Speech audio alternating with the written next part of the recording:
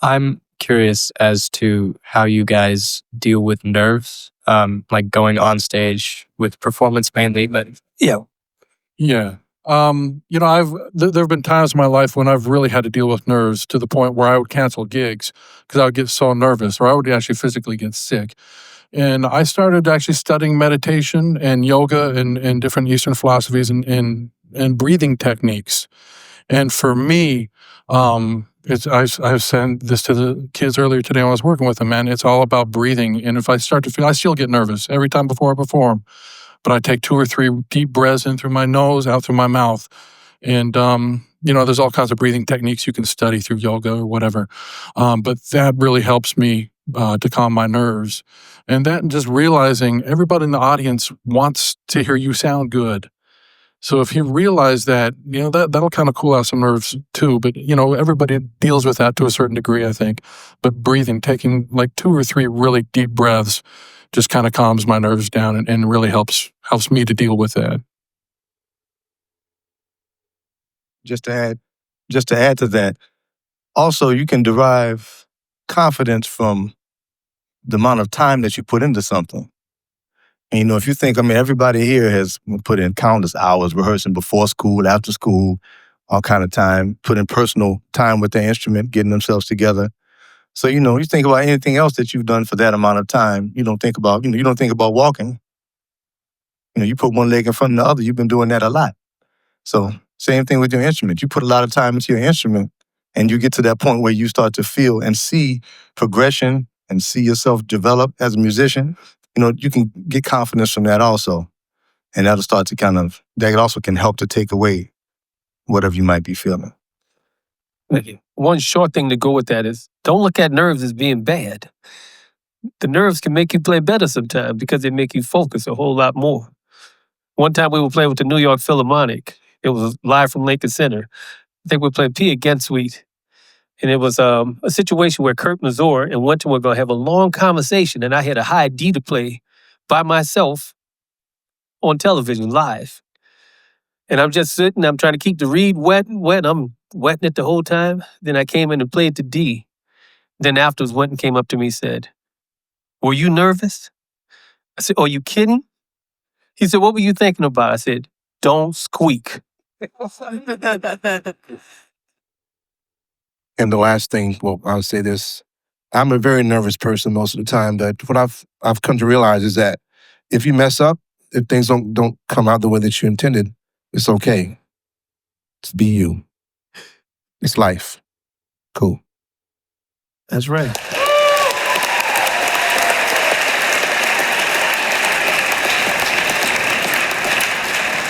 And a lot of it too is the culture that you foster and how you deal with things. It's like if you mess up in a fighter jet, you made a mistake. If you mess up on a piece of music, you're going to practice it tomorrow. So put yourself in time and space. We're just playing a concert. We're playing music. We're trying to make people feel good by playing. I find that whenever you're in a tight situation, put yourself in time and space. Now, if you put yourself in time and space and you are in a tight situation, be nervous. They're facing us with guns. Be nervous. I'm sitting on a bandstand with instrument in my hand. Okay. And for us as a group, we've been in so many situations kind of to have pressure. We know each other. We play with each other. We have a kind of love and feeling for each other. We can feel when each other is nervous. And we work with each other. And that's how you want it to be with your band. Sometimes we play it good. Sometimes we mess up things. But we're not. If you try to be perfect, you're going to mess up. Just be. And if you're serious when you practice and you're for real about it, when you come to play, instead of thinking, I'm going to be perfect, think, I'm going to be for real. Jerry Mulligan, once I was interviewing a bunch of musicians, I asked him, how do you play a great solo? That was the radio show. He said, I don't know how you play a great one, but I can tell you how to not play a great one.